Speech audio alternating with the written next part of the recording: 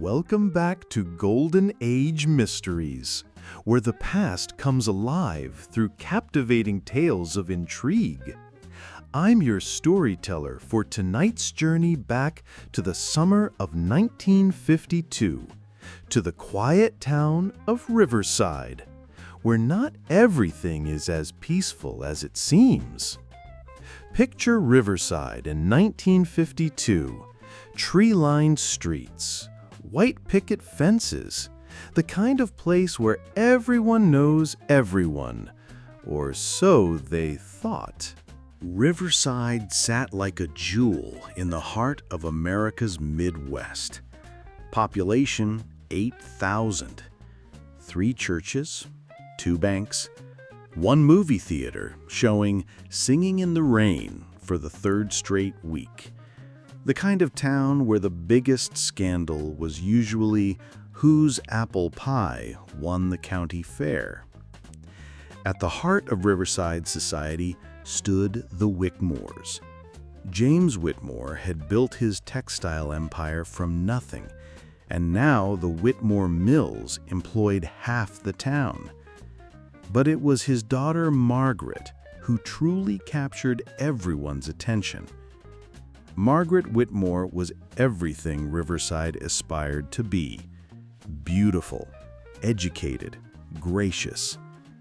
At 24, she had just returned from finishing school in Chicago, engaged to Thomas Hartford, the town's most eligible bachelor and heir to the Hartford banking fortune.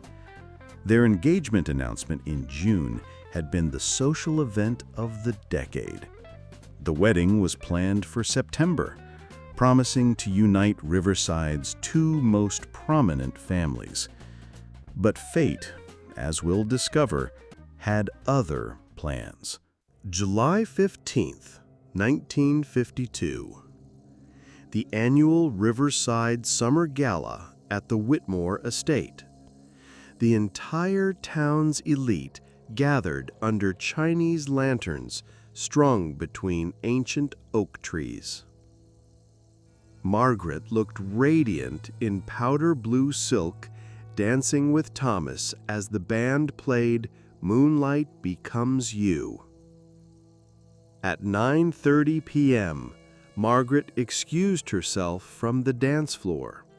"Just need some fresh air," she told Thomas with that dazzling smile. Several guests saw her walking toward the rose garden at the estate's edge. She never returned to the party. At 11 p.m., when the band finished their final song, Thomas Hartford went looking for his fiancée. He found only silence in the rose garden, and Margaret's evening purse dropped beside the garden gate. By midnight, the entire gala had transformed into a search party. Lanterns bobbed through Riverside streets like fireflies as neighbors called Margaret's name. At dawn, they made a disturbing discovery at Miller's Creek, 2 miles from town. Margaret's powder blue Buick convertible, engine still warm, driver's door wide open. In the mud beside the creek, a single white evening glove, torn at the seam.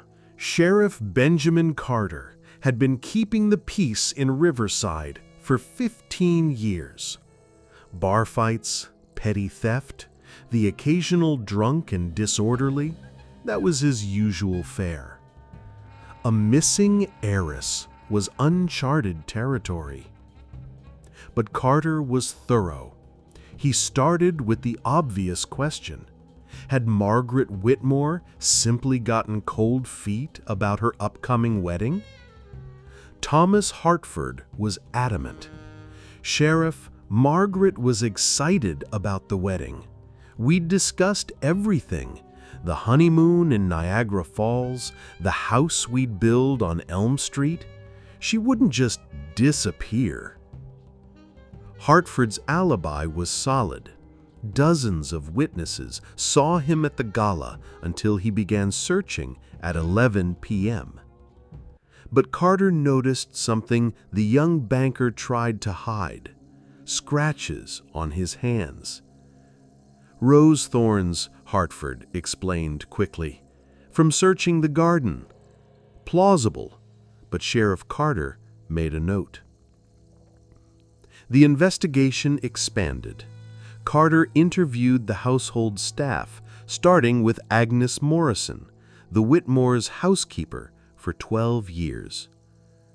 Agnes revealed something troubling. "Miss Margaret had been receiving letters, Sheriff. Came in plain envelopes, no return address. She'd go pale whenever one arrived, then lock herself in her room to read them." Letters that James Whitmore knew nothing about.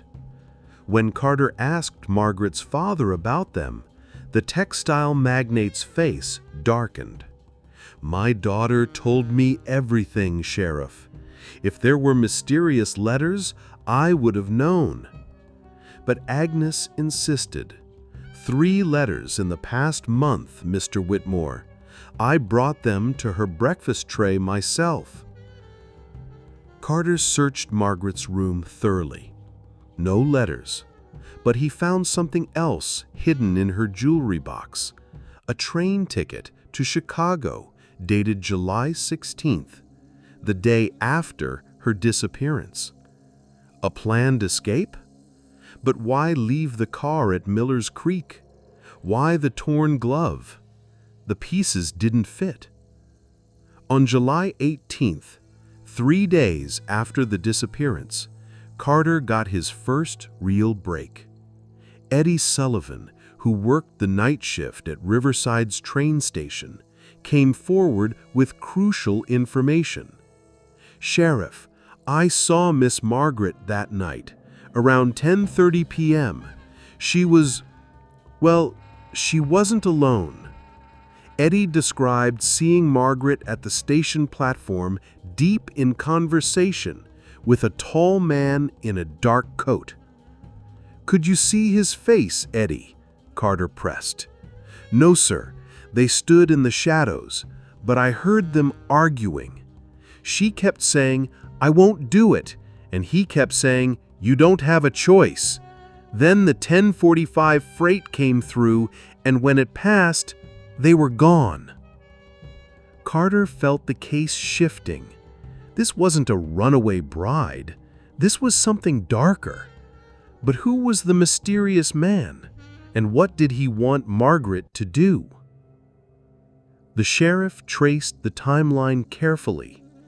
Margaret left the gala at 9:30 p.m., was seen at the train station at 10:30 p.m. Her car was found at Miller's Creek, but Miller's Creek was in the opposite direction from the train station. Unless she never drove to Miller's Creek at all. On July 20th, Sheriff Carter made an arrest that shocked Riverside to its core. But it wasn't Margaret's kidnapper he arrested, it was Margaret herself. She was found in Chicago, living under an assumed name in a modest boarding house, working as a seamstress. When Carter brought her back to Riverside, the truth finally emerged. The mysterious letters? They were from her older brother, David, the brother no one in Riverside knew existed. David Whitmore had been disowned by their father 5 years earlier for refusing to join the family business, choosing instead to become a union organizer in Chicago. David had discovered something troubling about the Whitmore mills: unsafe working conditions that James Whitmore refused to address to protect profits. The letters begged Margaret to help him expose the truth before someone got seriously hurt. Margaret was torn between loyalty to her family and doing what was right. The train ticket, the secret meeting at the station, it was all arranged with David. She was going to Chicago to help him gather evidence. But at the last moment, she couldn't go through with betraying her father. The argument Eddie Sullivan overheard was Margaret telling David she couldn't help him. So why disappear at all? Why the elaborate staging at Miller's Creek? Margaret had realized something during that heated conversation with David. She couldn't live the lie anymore. She couldn't marry Thomas, knowing what she knew about her family's business. She couldn't stay in Riverside, pretending everything was perfect. After David left on the 10:45 freight, Margaret drove to Miller's Creek to think. She tore her glove deliberately, left her car running, and walked the 2 miles back to town. She caught the 4:30 a.m. milk train to Chicago, using money she'd saved from her allowance. The torn glove, the abandoned car, it was meant to look like foul play so no one would search for her in Chicago. She just wanted to disappear, to start over somewhere she could live with her conscience. The confrontation in the Whitmore parlor was explosive. James Whitmore denied his son's accusations until Margaret presented David's evidence: photographs of dangerous machinery, testimonies from injured workers, financial records showing safety budget cuts. Faced with the truth, James Whitmore had a choice to make: his daughter's respect or his profits.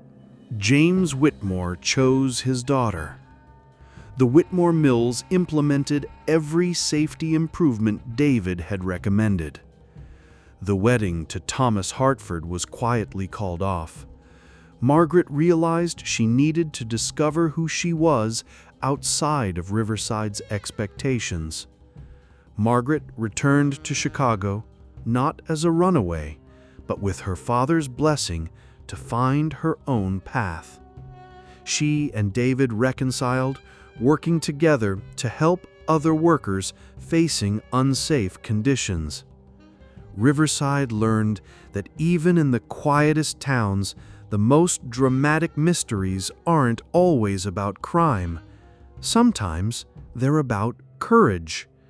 The courage to choose what's right over what's expected. Thank you for joining me in Riverside tonight.